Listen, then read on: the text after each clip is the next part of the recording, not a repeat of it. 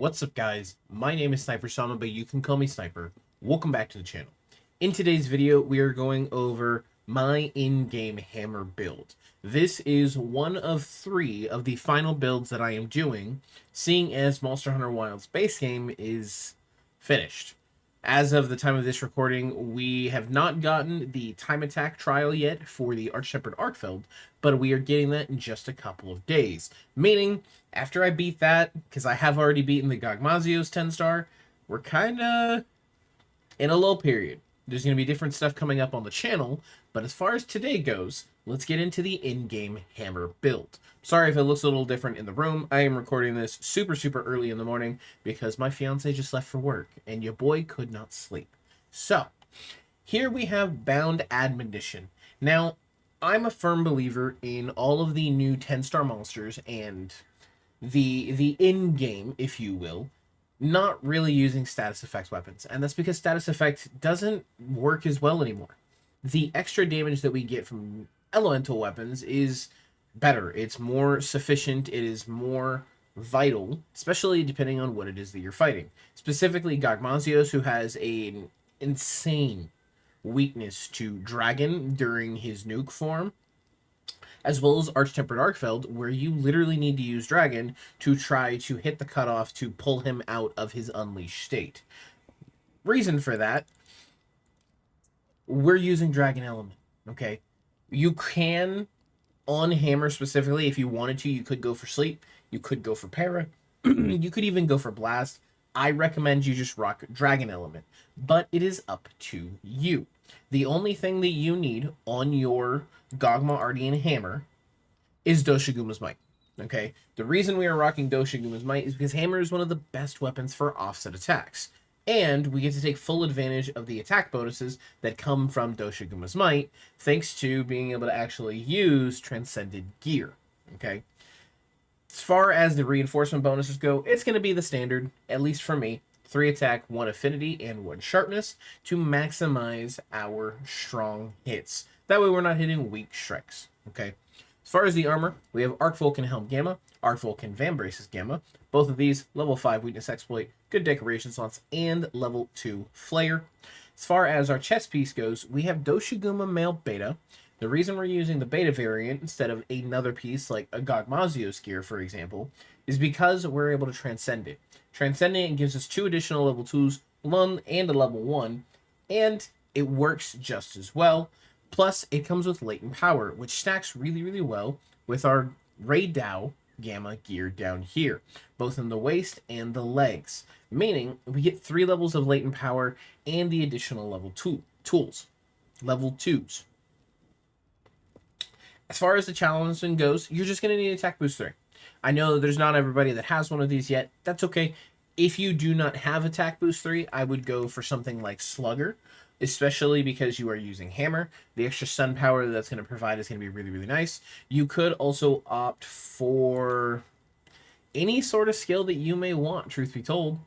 A Hammer is one of the few weapons, at least in my opinion, that you don't need a lot to make it work really well. It's not like Charge Blade where you need artillery and load shells and offensive guard. It's not like Gunlance where max out the attack, give yourself all of this.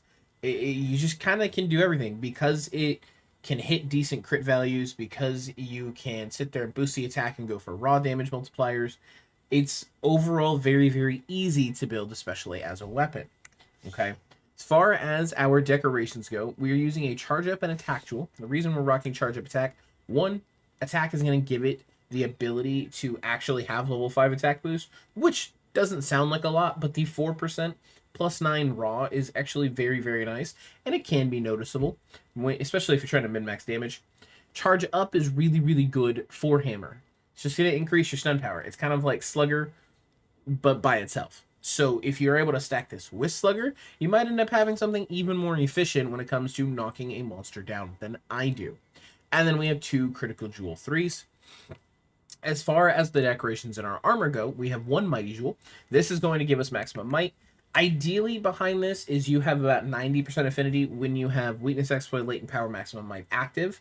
Maximum might is not always going to be active because Obviously, you're playing Hammer, you are going to be charging some of your attacks, which means you will lose it. However, the caveat to that being, you are able to get it back very, very easily thanks to Sprinter and Stamina Surge or Refresh. Sprinter is going to do Marathon Runner. This slows down stamina depletion for actions that normally drain stamina. So when you are dashing, like it says here, it's going to take a little bit less. When you are charging, it is also going to take a little bit less. Mix something like Refresh Jewel with that, and you're going to have Stamina Surge as well. Meaning, not only is it going to deplete slower, but it's also going to come back faster, allowing you to take advantage of Maximum Might quite a bit more than normally would without something like Fulgur and Jannath's Second Wind set bonus. Okay? Then we have one Jumping Jewel, one Chain Jewel because of Burst, and we have Protection Jewels for Divine Blessing. Overall, this gives us Attack Boost and Crit Boost 5, Charge Up, Weakness Exploit for 30% affinity, Latent Power for active with another 30%, Maximum Might for another 30%, giving us 90% affinity when everything is active, Divine Blessing, Stun Resist, Stamina Surge, Marathon Runner, Item Prolonger doesn't apply because it's part of my charm, and Flare with Burst and 1 level of Evade Extender.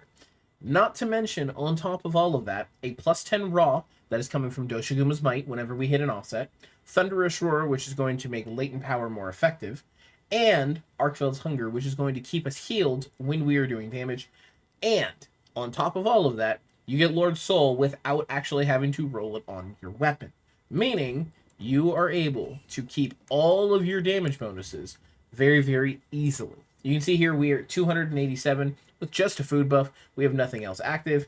If I were to take my Mega Demon Drug, because this, let's be real, it's in-game. If you're not using Mega Demon Drugs and Mega Armor Skin, you're falling a little behind, okay? Make sure that you guys are popping your items, especially if you have something like Item Prolonger slotted into any of your gear, okay? And then we have 294 attack. If you really think about it, 294 is right below the cutoff of 300, and it is very, very nice. We include Latent Power, and then we will go ahead and put it into Smash Mode.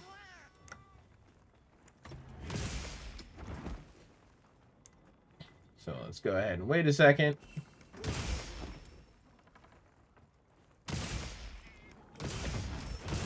I am so off pace. I'm so like, I'm still waking up. Sorry, guys.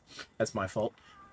Basically, once we hit the offset, once it's done, there we go. Powerhouse 1.